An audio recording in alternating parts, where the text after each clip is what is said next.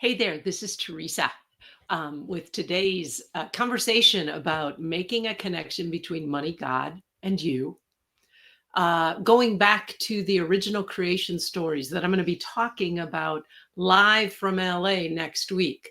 Now, you're going to want to listen to this if you sometimes or all the time get caught up into feeling embarrassed, ashamed, afraid, guilty when you don't do something that you think you should do, or when you do something that you think you shouldn't do, if you try and hide things about you that you've done or where you're at financially, then what I want to share with you today is got your name on it. So as you come to the call, please just type in hi so I know who's here. I see Masha's here. I hope you're feeling better, my friend. Got a couple other viewers. I'm trying to scroll down to see my comments. There we go. So we've got a few other people hopping on. And if you're catching the replay, thank you. Thank you for taking the time to come back and watch this. So this one comes really close to home for me.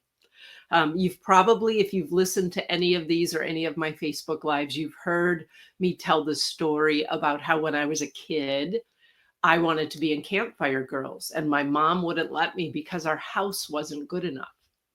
It's the first time I can remember consciously remembering that, like, what I have somehow makes me less than, or what I don't have makes me less than. It began to set in place this belief that my lovability, my value, my worth is dependent upon what I do or do not do, what I do or do not have. That having less money makes me less than, and conversely, having more money makes me better than.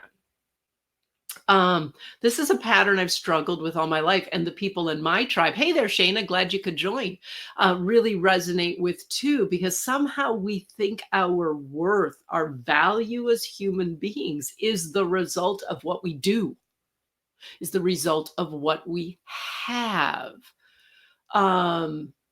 So we're always trying to do the things that we need to do. And tying this back to the original creation stories in Genesis, which I've just been steeping myself in to be ready for this talk next week. Crap, I just lost my thought. It just disappeared. Dang it, it'll come back live and on camera. I had a brain cramp, so you can all laugh with me. I was with Campfire Girls. Oh yeah, because in the what I call the creation story, that's the story of original scarcity, we get this message from the story of Adam and Eve that, they did one thing wrong. They ate the tree they weren't supposed to eat from, and they're banished from the garden.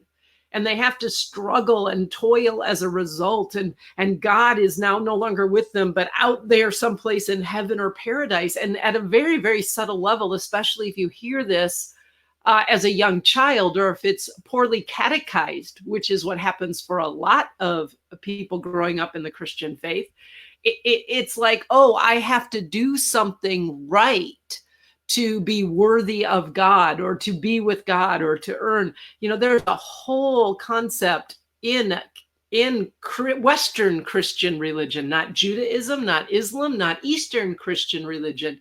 That's the doctrine of original sin that says our original state is sinful. Something's wrong with us. And so that sets up, I got to do something, or else, heaven forbid, no pun intended, I may go to hell. This is like in the background if you've been raised in a Western Christian religion. And it starts to have our worth tied to what we do, what we don't do. If you can relate to this, please respond. Give me a thumbs up or a love or something like that. But this isn't how It was set up. This isn't the divine design of the universe. This isn't the original creation story's message. I was just reading it again on my phone right before I got back here. And it says that, in Genesis 1, how how God created the earth. And, first he separated the light from the sky and the waters from the land, and created fish and birds and stars and sun and all of these things, all of this creation, this abundant creation, and fish and birds and plants and animals. And then God created humans in God's own image, with God's own nature. And he told those humans right from the beginning two important things. He encouraged them to be this is us, to be fruitful, to be part of the ongoing creation of the universe. This God who created it didn't say, okay, created and it's done. Everything that God created was meant to be part of the ongoing creation of abundance and life. And then, just with this invitation, this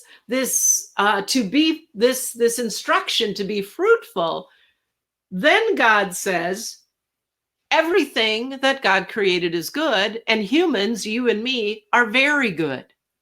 This was there in the beginning, that we had the potential and the invitation to be fruitful and to be part of this creation story ongoing.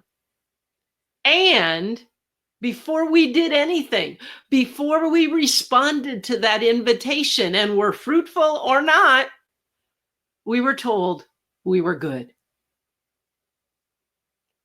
Our worth, our value, our goodness is not based on what we do or do not do. It's given us by the one who created us in the divine image.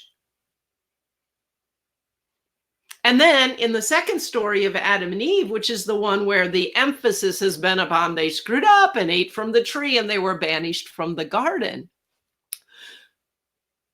This is where it gets messed up even more, because when they ate the fruit, you hear them saying, oh my gosh, they realized they were naked. I talked about this last week, and they were ashamed and afraid, and they tried to hide from God. Didn't work, but they tried.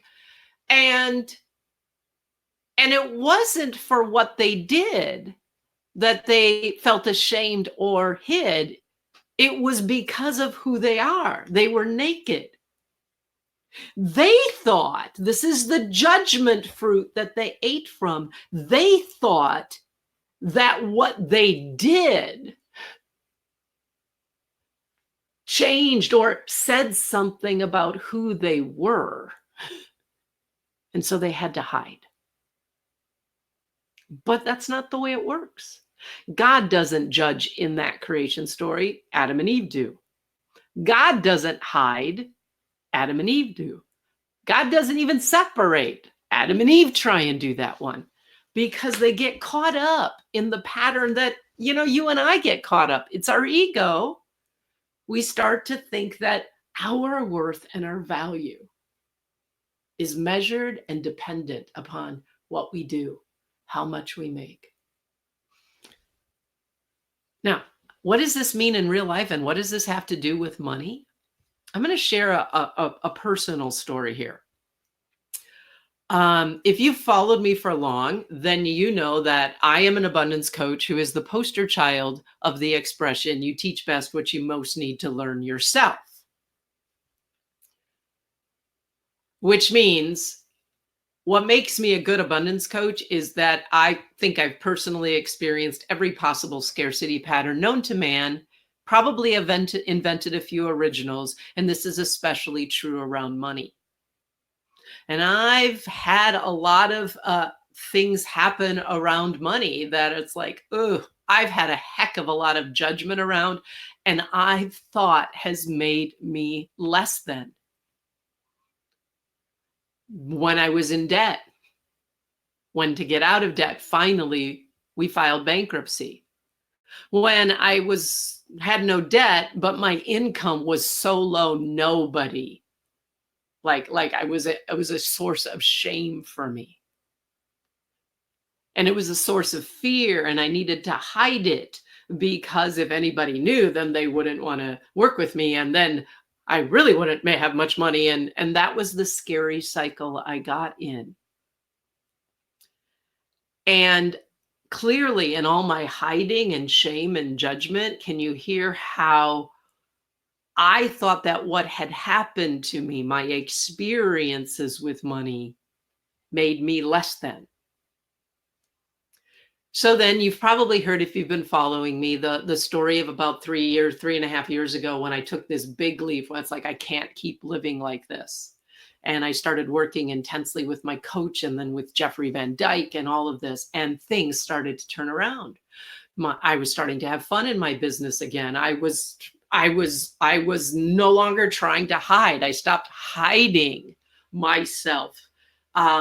I started to take actions. I started to show up as I was, bringing money and God together, like all this sort of stuff. And my business started to turn around, and I started to make more money, and I wasn't having to work so hard and struggle to make the money. And I was enjoying life again. And I was starting to feel like, wow, I'm a little bit more in integrity with the message of abundance that I'm here to offer.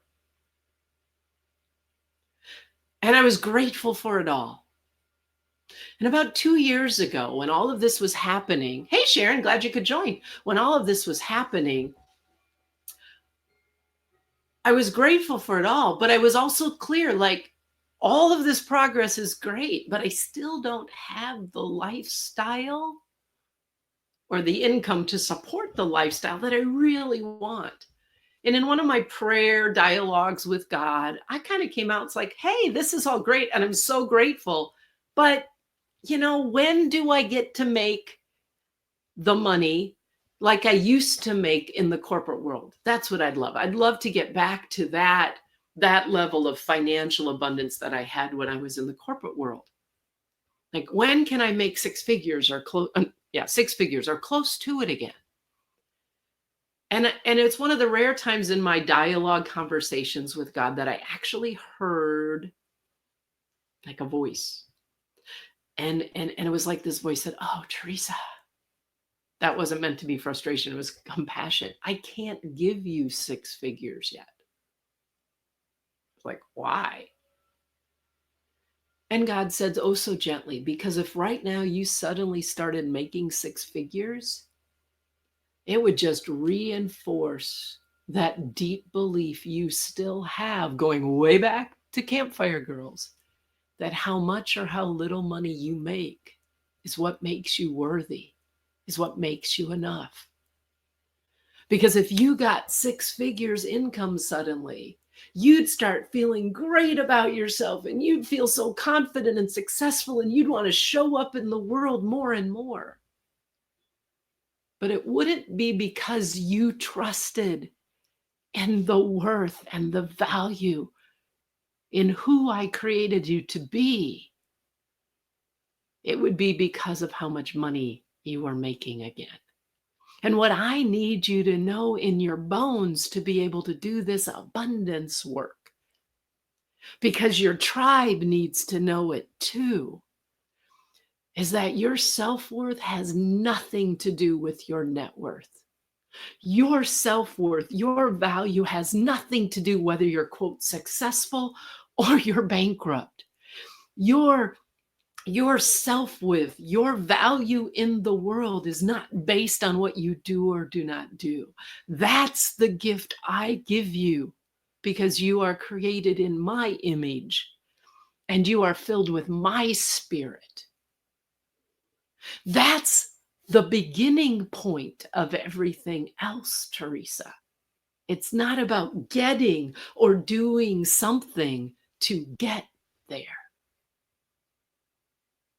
That's how it applies in real life.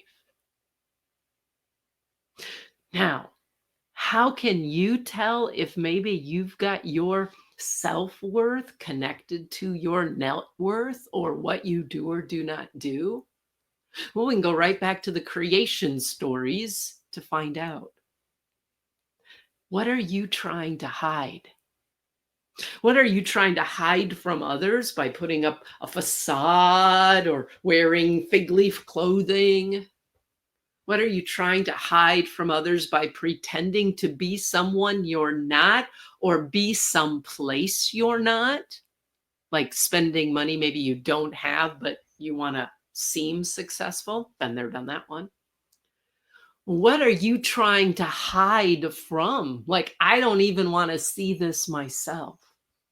I don't want to see where I'm at financially. I don't want to see that I've got this much debt because that's going to bring up, oh my God, I'm such a failure. That's one of the best clues of knowing when you're wanting to hide the truth from others or from yourselves. And that can be the truth of like, oh, like I'm in a financial hole, or it can even be the truth of like, wow, I'm really financially successful. I'm really good with money.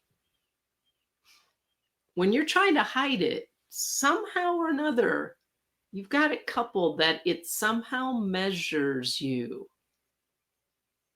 your lovability, your worth, your value.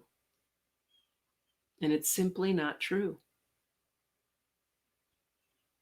And how do we know this? Well, we go back to the beginning and the original creation story that said we were created with the potential to be fruitful and create, add to the ongoing abundance of this world.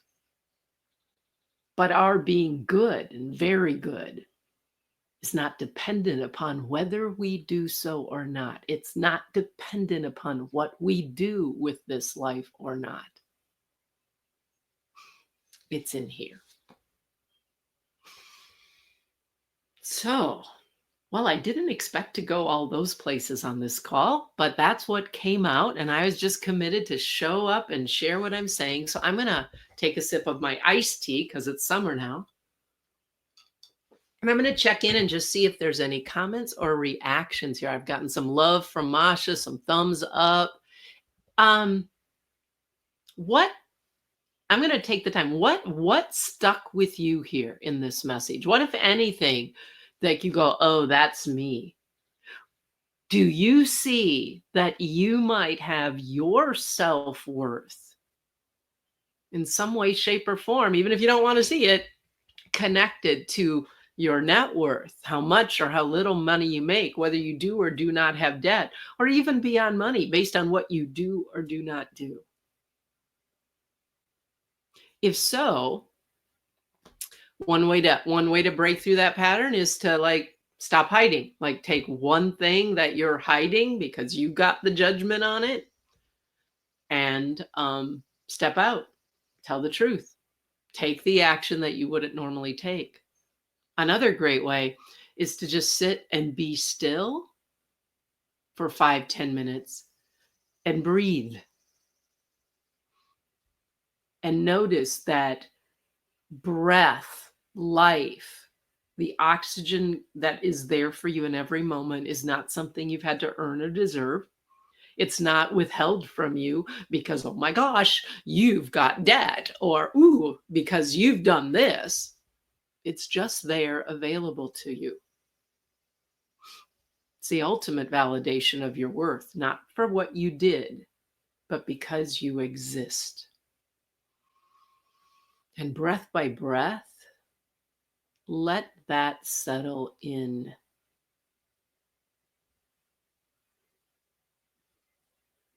You are very good.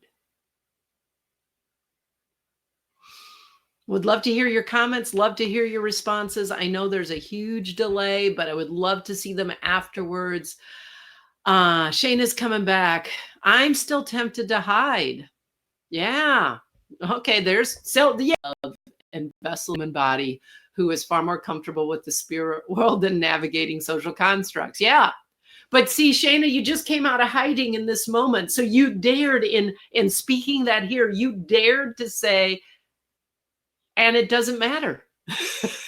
It doesn't matter. It doesn't change my worth one iota. because that's not something I give myself. It's not something I create.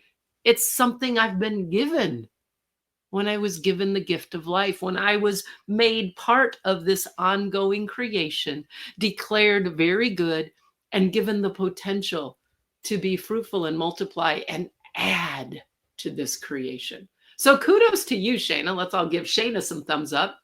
And the same is true with the rest of you. Feel free to even use your comments here as an opportunity to step out of hiding.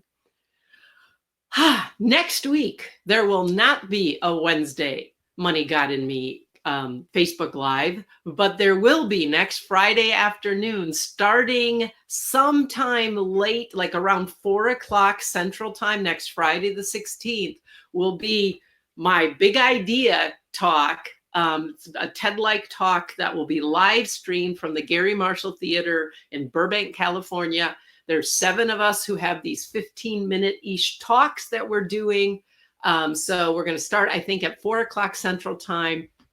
As soon as we have the information, so you can catch up the live stream, I'll be sure to share it here on Facebook, share it with those of you who have followed me. I'm going to pull a lot of the threads that I've just kind of thrown out to you together, because my message is we need a different creation story, so we can create a different financial story for ourselves and for the world. I'd love to have you join me next Friday. Thanks for being here this morning. And again, be sure to leave some comments. I'll respond when I can. Blessings, all of you, on your day. Bye.